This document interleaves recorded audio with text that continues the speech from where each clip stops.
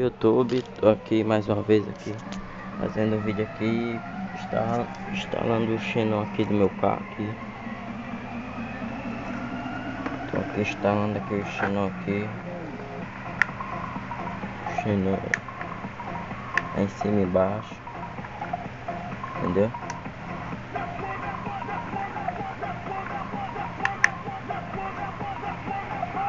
Aí quando eu quiser. Aqui é quando. Pera aí, gente. Aqui é os quatro. Quando quiser só um, desligam aqui. E aqui ficou de cima também.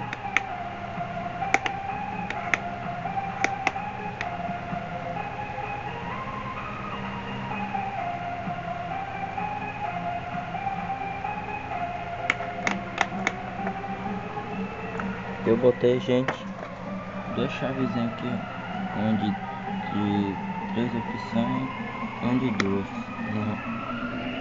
Essa aqui liga o Xenon de baixo, só quando eu quiser. Aí desliga essa aqui.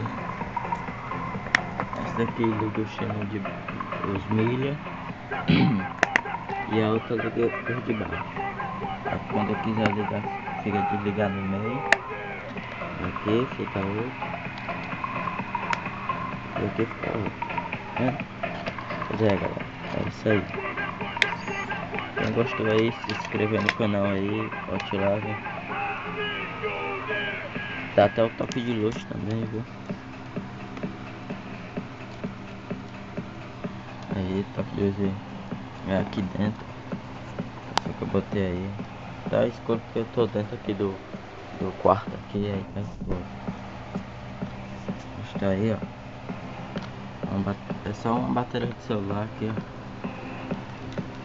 Valeu, obrigado.